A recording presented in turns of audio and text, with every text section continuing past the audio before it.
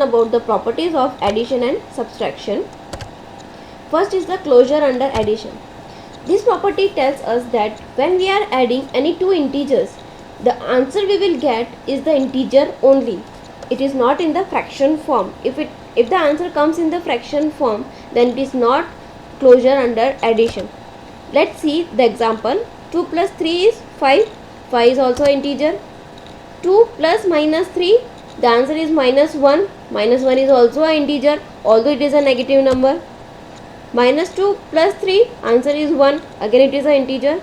So we can say that when we are adding any two number, the answer is always an integer. So we can say that integers are closed under addition.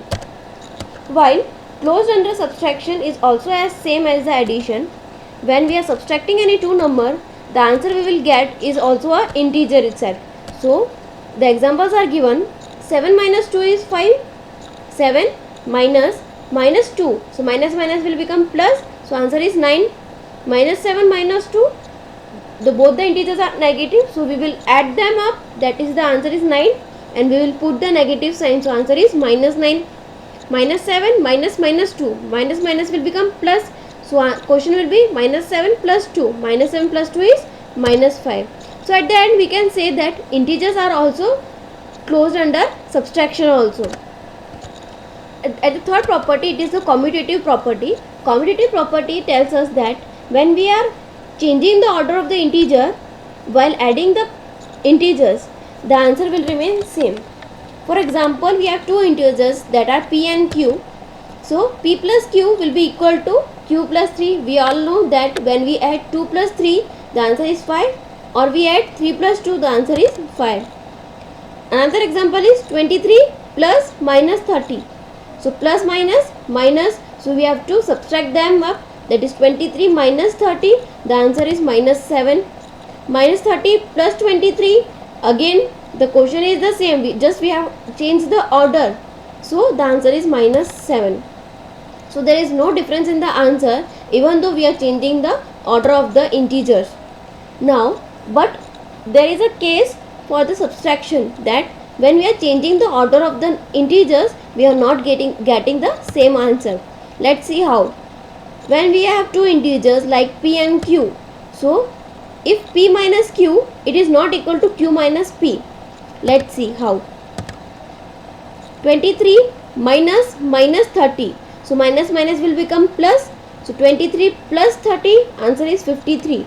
But when we are changing the order, so minus 30 minus 23, over here answer is, although it is 53, but the case is for positive and the negative. Over here we are getting the minus 53 as the answer. As the answer has been different, so we cannot use the commutative property for the subtraction. Next is the associative property. In associative property, here the grouping of the integers is the main thing. It means when we are grouping the integers in any of the order, the answer will remain same. Suppose we have three integers like p, q and r. So p plus, in bracket it is given q plus r. It means we have to first add q plus r, and the answer which comes we have to add it with the p. While on the other side p plus q is given. So we have to add the first p plus q, and then the answer has to be added with r. Look at the example given over here. 3 plus 4 in the bracket is given, plus 1. 3 plus 4 is 7. I am telling about the left hand side. So 3 plus 4 is 7, plus 1, the answer is 8. While on the right hand side, 3 plus 4 plus 1. So 4 plus 1 is 5. So 3 plus 5 is 8. So answer remains same. Now additive identity. This we have already learned in our earlier classes. That when we are adding 0 to any number, the answer will remain same. But over here we are getting the name of the identity is the additive identity. So if the integer is p, so p plus 0 is equal to 0 plus p, the answer will remain the p itself. Like 2 plus 0 is